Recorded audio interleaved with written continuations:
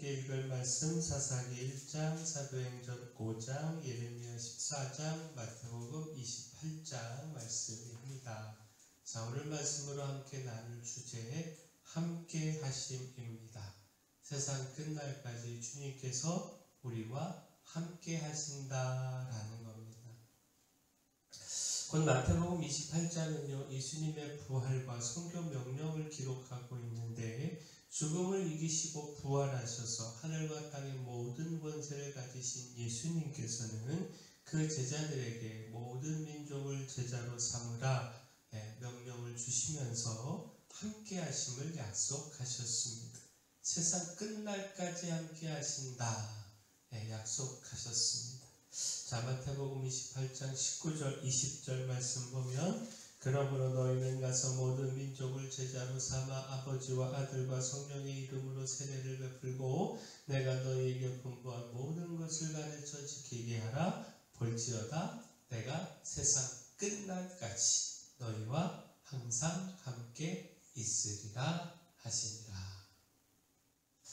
자, 결국 무엇입니까? 주님의 함께 하심은 주님의 약속이기에 의심할 수 없는 사실이고요, 반드시 이루어지는 사실입니다.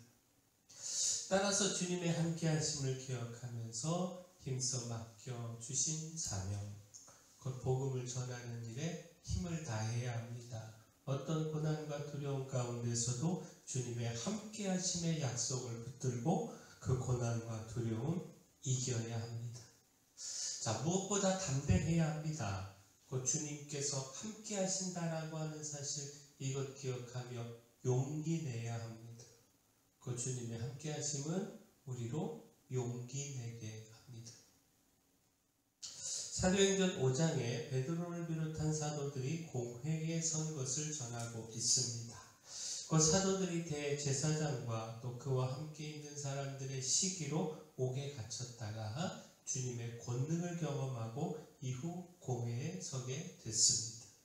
그러나 사도들은요, 공회의 위협에도 불구하고 두려워하거나 굴하지 않고 담대히 하나님 편에 서고 그 복음의 길을 중단하지 않았습니다. 사도행전 5장 28절 29절 말씀 보면, 이르되 우리가 이 이름으로 사람을 가르치지 말라고 엄금하였으되 너희가 너희 가르침을 예루살렘에 가득하게 하니 이 사람의 피를 우리에게 돌리고자 함이로다. 베드로와 사도들이 대답하이르되 사람보다 하나님께 순종하는 것이 마땅하니라. 공회의 위협과 사도들의 대답을 전하고 있는 말씀인데, 곧 사도들은요, 예수를 전하며 가르치는 것을 문제 삼고 위협한 이 공회의 대제사장들을 비롯한 이 사람들, 이들을 두려워하지 않았습니다.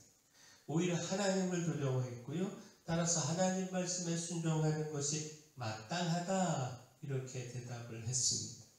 결국 그 위협에 굴복하여 예수님을 전하는 일을 포기하지 않았고요, 오히려 더욱 담대히 예수님의 부활과 그를 통한 구원을 증거했습니다. 자, 십자가 앞에서 두려워하며 도망쳤던 제자들이었습니다. 자, 근데 이처럼 변할 수 있었던 것, 결국 무엇입니까? 부활하신 주님을 목격하고 오순절 성령을 체험한 이후 그 함께 하시는 주님, 언제나 나와 함께하고 계시는 주님, 그 주님을 확신하고 깨달았기 때문 아니겠습니까? 자신들을 위협하는 그 공회의 지도자들이 아니라 더 큰 힘으로 자신들을 보호하고 지키시는 주님의 함께 하심을 바라보고 있었기 때문 아니겠느냐라는 것. 곧 우리의 두려움은요, 주님의 함께 하심을 바르게 보지 못하고 믿지 못함에 있습니다.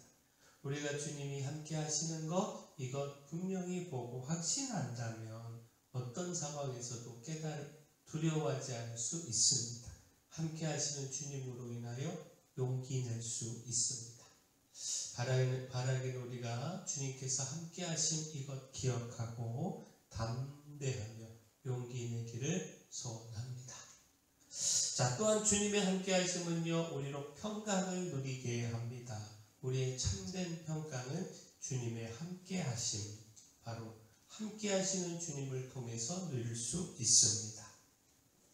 예레미야 14장은요, 가뭄의 재앙 중에 예레미야의 기도와 하나님의 말씀을 기록하고 있습니다.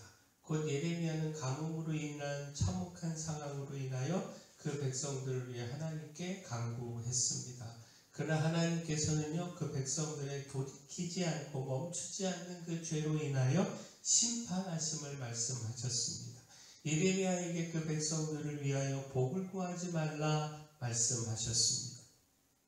자, 무엇보다 주목할 말씀이요, 이처럼 하나님은 심판을 말씀하셨지만 당시 많은 선지자들은 이런 하나님의 심판을 깨닫지 못하고 평강을 예언하고 있었습니다. 하나님께서 기근과 전쟁이 아닌 평강을 주신다 예언하며 백성들로부터 인기를 얻고 있었고 또 백성들에게 헛된 소망을 주고 있었습니다.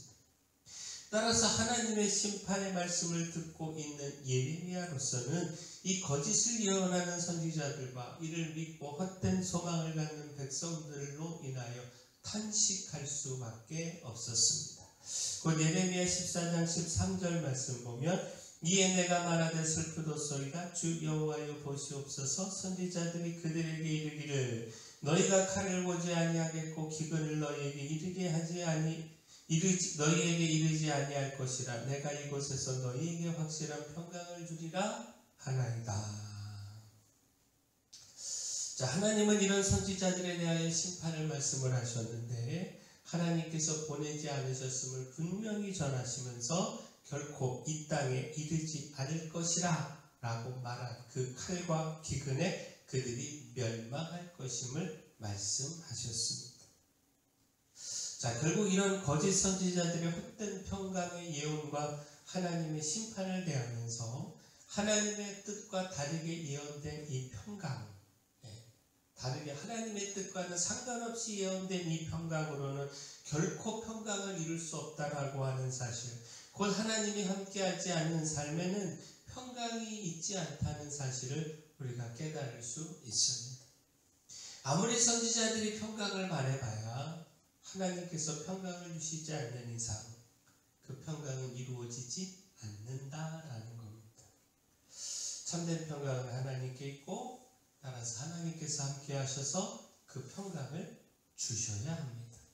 따라서 또한 우리가 먼저 불의에서 돌이켜야 하고요. 또 그렇게 돌이켜 하나님의 은혜를 구하고 하나님께서 사랑으로 우리를 용서하시고 다시 우리와 함께 하실 때 함께 하시는 하나님을 통하여 평강을 누릴 수 있습니다. 하나님 우리가 언제나 불의에서 떠나 주님과늘 함께 하고요. 또 이 하나님의 주님의 함께 하심을 통하여 주님이 주시는 참된 평강, 풍성히 누리기를 소원합니다. 자, 또한 주님의 함께 하심은 우리로 승리하게 합니다. 우리의 참된 승리는 주님의 함께 하심에 있습니다.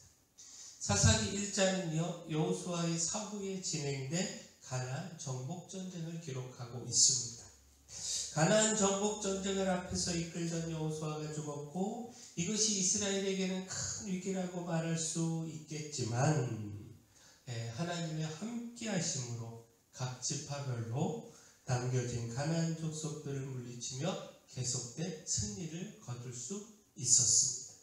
그 백성들은요 하나님께 묻고 또 하나님께서 주시는 그 음성에 따라 순종하여 싸웠고 하나님은 변함없이 함께하여 승리를 주셨습니다.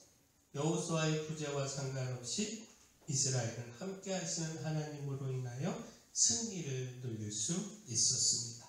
자, 이를 잘 보여주고 있는 구절이 다음 구절인데 사사기 1장 22절 말씀 보면 요셉 가문도 베델을 치러 올라가니 여호와께서 그와 함께 하시니라. 요셉 가문이 베델을 치는데 하나님께서 함께 하심을 말씀하셨는데 곧 그 함께 하심으로 인하여 승리하고 베델을 점령할 수 있었다라는 겁니다. 승리는 하나님의 함께 하심에 있다라는 겁니다. 자, 결국 무엇입니까? 우리의 삶의 승리도 하나님이 함께 하시느냐 아니냐, 바로 여기에 달려 있는 것이죠. 결코 내 힘, 내 능력의 승리가 달려있지 않습니다. 하나님 말씀에 순종하며 하나님이 함께 하시는 것, 이것이 우리가 승리를 누리는 길입니다. 자, 세상 끝날까지 주님은 우리와 함께 하십니다. 그 함께 하시는 주님을 기억하며 담대해야 합니다. 함께 하시는 주님을 통하여 평강을 누리고 승리를 누려야 합니다.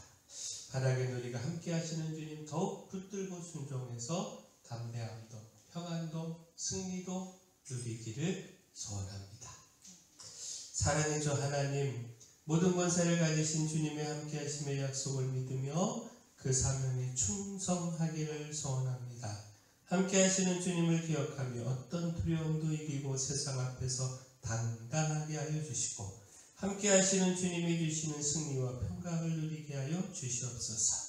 교회 내 연약한 모든 분들 주님 강력한 손으로 안수하시고 치료하여 주시옵소서. 저희에게 주신 사명, 이 마을의 빛이요 소금으로서의 사명 잘 감당할 수 있도록 힘도 주시고 물질도 주시고 일꾼도 보내 주시옵소서. 예수님 이름으로 기도합니다.